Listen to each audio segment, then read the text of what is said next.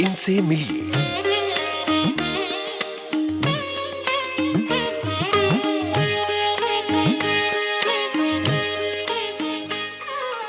इनसे मिलिए। इस कार्यक्रम में आज हम आपकी भेंट करवा रहे हैं संगीतकार शमीर टंडन से। आपसे बातचीत की है निम्मे मिश्रा ने।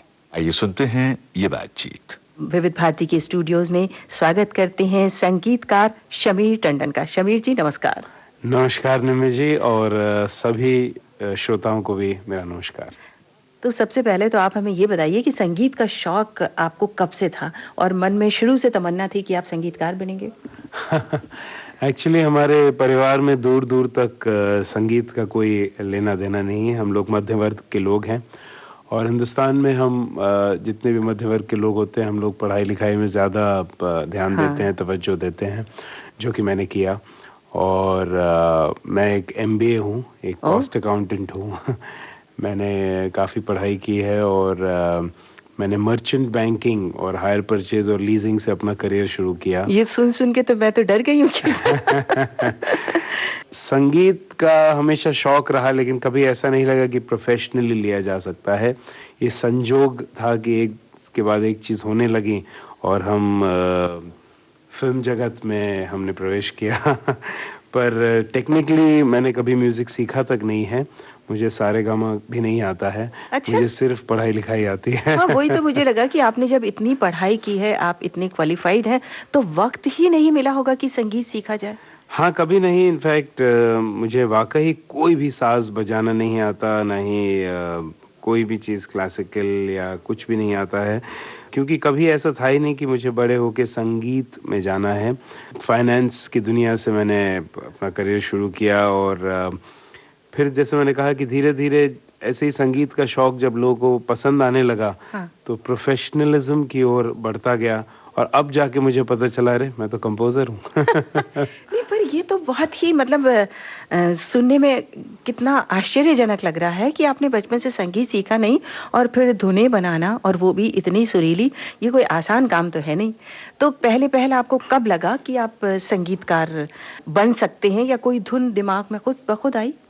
नहीं जी, बहुत अच्छा सवाल है आपका ये, क्योंकि संगीतकार और धुन बनाना, धुन शायद बनाई नहीं जाती है, बन जाती है। जी। ऊपर वाले की आमद है, हुँ। ऊपर वाले की देन है, ऊपर वाले से डायरेक्ट कनेक्ट है। मैं आपको एक मज़ेदार किस्सा बताता हूँ कि बचपन से हम 2 भाई हैं, मेरे बड़े भाई हैं, 8-9 साल बड़े हैं मुझसे। वो, जैसे कि आप जानते हैं कि बचपन में जब लोग स्टेज के मंच पर गाते हैं या किसी क्लब में गाते हैं या कुटुंब में कुछ फंक्शंस होते हैं तो उसमें गाते हैं, घर परिवार में शादी ब्याह होती हैं उनमें गाते हैं, तो मेरे बड़े भाई मुकेश की आवाज़ में गाया करते थे। तो मुझे बड़ा इन्फीरियॉरिटी कॉम्प्लेक्स होता था कि लोग उनको दाद देते थे, वाह वाह वाह, कि आँख बंद करो तो लगता है वाह वाह मुकेश गा रहे हैं। लेकिन मेरी आवाज़ किसी से मिलती नहीं थी, रफ़ी साहब या किशोर दा मतलब या गाते आप भी थे बचपन में? हाँ, थोड़ा गाने का प्रयास करते थे, ऐसे जैसे कि लोग हल्के-फुल्के बर्थडे पार्टी वगैरह में गाते हैं। तो मैंने पता नहीं क्या हुआ, पर खुद के गाने बना-बना के गाने शुरू कर दिए। अच्छा, मतलब लिखते भी थे आप और सुर भी? हाँ। अरे वाह! अब लोग गाते थे पॉपुलर गाने स्कूल में, हुँ। पर मैं पॉपुलर कोई भी गाना नहीं गाता था, अपना ही गाना मतलब पेलना खुद शुरू लिखा कर और देता फिर था। जी, जबकि आपको स्वरों का ज्ञान ऐसे कुछ था ही नहीं? कुछ भी नहीं, और पर पता नहीं कैसे बनते गए और मैं गाता गया और मैंने देखा कि लोगों को पसंद भी आ रहा है। हाँ। लोग हँसते भी थे कि अरे अब शमीर आ रहा है, मतलब कोई अपना ही कुछ गाना लेकर आ रहा हो। मतलब वो भी एक अलग पहचान थी आपकी तभी भी। तो मैं गाने बनाए, मैं आपको सुनाना हाँ, हाँ, चाहूँगा 2 सुनाइए ना। लाइनें। ये प्रकृति प्यारी है, ये प्रकृति न्यारी है, हो ये प्रकृति प्यारी है, ये प्रकृति न्यारी है, फैले हुए बादलों से बूंदें बरसती हैं। इस प्रकार के कुछ। हाँ, मतलब जो उस वक़्त इंटरेस्ट होते हैं, जो शौक होते हैं आपके, बिल्कुल, जिनको आप ऑब्ज़र्व करते हैं, बिल्कुल, वही तो गाना बनाएँगे। बिल्कुल। अच्छा, हम अपनी बात आगे बढ़ाते हैं। तो फिर फ्यूचर डिसाइडेड रहता है, माता-पिता चाहते हैं कि बच्चे कुछ एमबीए करके कुछ आगे बने।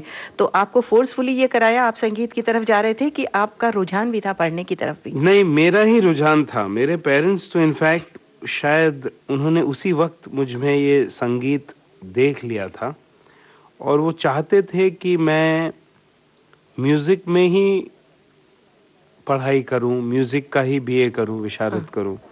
तो मैं सोचता था वो पागल हैं कि सबके माता-पिता बोलते हैं डॉक्टर, इंजीनियर बनो, मेरे माता-पिता ने पता नहीं मुझ में क्या देखा और उनके भी उस वक़्त आज से 20-25 साल पहले उनका भी इतनी फॉरवर्ड थिंकिंग थी हाँ। कि उन्होंने उस वक़्त जो जबकि मीडिया इतना एक्सप्लोडेड नहीं था, फ़िल्म वर्ल्ड इतना प्रोफ़ेशनल नहीं था, उस वक़्त उन्होंने मुझे कहा कि नहीं तुम हारमोनियम सीखो, बोंगो सीखो, तबला सीखो। हुँ। पर मैं कहता था नहीं मैं पढ़ाई करूँगा अच्छा। और मैंने अपने खुद की रिस्पॉन्सिबिलिटी से पढ़ाई करी। तो मैंने डबल-डबल मेहनत करके कॉस्ट अकाउंटेंसी और एमबीए दोनों किया है।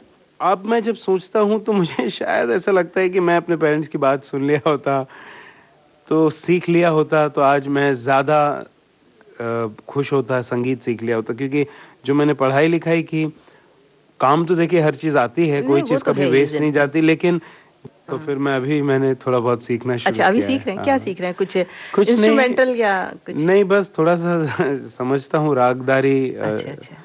अब और ऐसा भी होता है कि आदमी जैसा-जैसा अधेड़ उम्र का होने लगता है, हुँ। उसकी सीखने की क्षमता थोड़ी कम कम हो हो जाती जाती है। है। हाँ, हाँ। तो अब वो उस पेस पे शायद नहीं सीख पाता हूँ लेकिन नहीं पर प्रयास कर रहा हूँ। मैं ये कह रही थी कि अभी जैसे आपके माता-पिता ने देखा कि आपका इतना नाम हो रहा है और आप संगीतकार बन गए, तो उनको कैसा लगता है? उनको बड़ी खुशी मिलती होगी कि उन्होंने तो यही राह आपके लिए चुन नहीं, रखी बड़े थी। दुःख की बात है कि जिस माता-पिता ने मुझे इस ओर बढ़ावा दिया था और इस ओर मुझे चलने का रास्ता दिखाया था, आज उसके बेनिफिट्स को रीप करने के लिए वो यहाँ है नहीं। हाँ उनका देहांत हो गया कुछ वर्ष पहले, तो उन्होंने मेरी ये ज़िंदगी देखी ही नहीं है। हाँ, जिसकी उनको तमन्ना होगी मन में, उन्होंने कहीं अपने बच्चे में जो क्षमताएँ हैं, वो हाँ। माता-पिता परख तो लेते ही हैं। जी, बिल्कुल मुझे अब आप चूँकि बात ऐसे कह रही हैं, बड़ा अच्छा लग रहा है क्योंकि मुझे याद आता है कि मेरे पिताजी मुझे बेलन देते थे। हाँ। मेरे कहते थे कि अपने हाथ में रखो ये तुम्हारा माइक है अच्छा। और इसे माइक समझकर अब तुम गाओ तुम्हें जो गाना है। ओह! क्योंकि देखिए प्रोफ़ेशनल माइक्स ये वो एक छोटे से क्लरिकल घर में होना हाँ। बहुत ही कठिन होता है। तो उन्होंने शायद उस वक़्त उनकी दूरदर्शिता थी कि उन्होंने ये सब देख लिया था हुँ, हुँ। और आज हम असली माइक पकड़ के जब बात करते हैं या गाते हैं या हाँ। बड़े-बड़े लोगों के साथ हमारा उठना-बैठना है, तो हमें ज़रूर वो बेलन याद आता है कि और बहुत जनरली मिस लोग करते होंगे आप। बहुत ज़्यादा याद आता है कि हमारी मम्मी हमको फ़िल्में दिखाने ले जाती थीं, जहाँ की काफ़ी पेरेंट्स बोलते हैं, "अरे! बहुत फ़िल्में मत देखो, पढ़ाई करो।" हाँ। हमारी मम्मी फ़िल्में दिखाती थीं और कहती थी कि इसका म्यूज़िक सुनो, तुमको इतना म्यूज़िक का शौक है। जब तक अच्छा। कि फ़िल्म नहीं देखोगे तो तुम म्यूज़िक क्या समझोगे? क्योंकि उस हाँ। ज़माने में टेलीविज़न एक्सप्लोजन था ही नहीं, हाँ, टेलीविज़न तो हाँ। 88-89 के बाद आया जी हाँ, है। जी हाँ। उसके पहले तो जो भी तो एक रेडियो स्टेशन था, हुँ। ले दे के या फिर एक या फ़िल्में जाके थिएटर में जी, जी, इंसान जी। देखता था।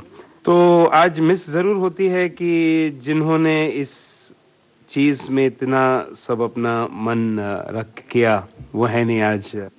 अच्छा, अब संगीत की तो बातें हो रही हैं और आपने कहा कि आपको यही शौक है, इसी में ही डूबे रहते हैं। तो किस वक़्त सबसे अच्छा समय होता है जब कोई एक अच्छी-सी धुन आती है आपके दिमाग में? क्योंकि ये ईश्वर की तरफ से आती है, वही ज़रिया बनता है।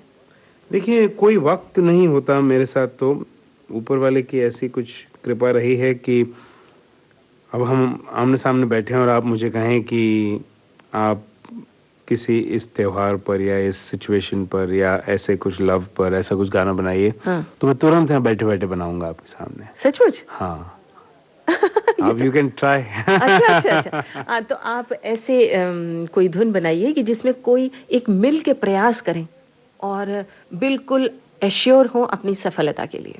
कोई अच्छा सा धुन और साथ में लिरिक भी होनी चाहिए। हमारे सुनने वाले कितने खुश होंगे कि ये तो एक आपने नया फँसा दिया मुझे। हुँ, आओ मिलके हम प्रयास करें, आओ मिलके हम प्रयास करें। सफलता पानी हमको है, सफलता पानी हमको है, दुनिया को दिखलाना है हम हिंदुस्तानी हैं। आओ मिलकर हम प्रयास करें, प्रयास करें। क्या बात है, बहुत खूब। ये तो बहुत ही अच्छी बात है और हमारे सुनने वाले कितने खुश हो रहे होंगे कि ऐसे नए टैलेंट से कि जो बिल्कुल क्या कहूँ मैं, मेरे पास तो शब्द ही नहीं है आपकी इस प्रतिभा की प्रशंसा के लिए। अच्छा शमीर टंडन जी, अब आपने इस कम उम्र में इतने मुकाम को हासिल कर लिया है, इतनी आपने सफलता पा ली है, तो बहुत सारे हमारे सुनने वाले हैं जो इस फील्ड में आना चाहते हैं, तो उनके लिए कुछ आप कहें जो उनके लिए एक बिल्कुल मार्गदर्शक जैसा काम करे, ऐसी कुछ बात बताएं। श्रोतागण तो मुझे नहीं देख पा रहे हैं, आप तो मुझे देख रही हैं, आप देख रही हैं मैं बहुत ही यंग हूँ। वही तो मैंने कहा। मैंने बुजुर्गों के साथ काम जरूर किया है, सीरियस गाने जरूर बनाए हैं, लेकिन मैं तो खुद एक बच्चा हूँ और सीख रहा हूँ और अभी बहुत स्ट्रगल कर रहा हूँ और मुझे कम से कम 40 साल और फिल्मों में काम करना है और कम से कम 200 फिल्में करनी है। बिल्कुल बिल्कुल। तो मेरे पास ऐसा कोई उपदेश नहीं है देने के लिए किसी को, पर केवल यही कहना चाहूंगा कि जो भी करें सच्चे दिल से करें और इन्वॉल्व होकर करें और फुल पैशन से करें, क्योंकि कला पैशन ही होती है, कला is nothing but one passion. और हाफ हार्टेडली नहीं करें क्योंकि उससे कुछ नहीं होगा, ना इधर के होंगे ना उधर के। 100% होना चाहिए। हाँ, और मैं तो नहीं सीख पाया, लेकिन आप संगीत जरूर सीखें, मैंने भी अब सीखना शुरू किया है। तो आप वक्त ना गवाएं, क्योंकि कोई भी चीज कहीं भी काम आ जाती है और कोई भी क्षेत्र में हो, अगर आप संगीत कर रहे हो तो गीत पर भी ध्यान दें। थोड़ी सी उर्दू सीख लें, संस्कृत सीख लें, हिंदी सीख लें, ताकि किस चीज की तर्ज बना रहे हैं वो आप थोड़ा समझ भी लें। हम तो हिंदी भाषी हैं तो चल गया, लेकिन अगर हम महाराष्ट्र में होते, गुजराती होते, बंगाली होते, साउथ इंडियन होते, तो शायद हम पोइट्री इतना नहीं समझ पाते। तो आगे इजाजत नहीं दे रहा है वक्त कि आपसे और बहुत सी बातचीत की जाए, पर मैं ये समझती हूँ आगे जब और भी आप अच्छी अच्छी फिल्मों में संगीत देंगे तो हमारे लिए वक्त जरूर निकालें। It's my pleasure, any time. हाँ। आपका हुक्म सर आंखों पर। अभी भी आपका संगीत एकदम अलग है, अलग पहचान रखता है, पर और भी अच्छे सुंदर भविष्य के लिए हमारी तरफ से, हमारे सभी सुनने वालों की तरफ से बहुत बहुत शुभकामनाएं। धन्यवाद। इनसे मिलिए। इस कार्यक्रम में अभी आप संगीतकार शमीर टंडन से निम्मे मिश्रा की ये बातचीत सुन रहे थे। इस कार्यक्रम को विविध भारती की ओर से आपकी सेवा में प्रस्तुत किया चित्रलेखा जैन ने। इनसे मिलिए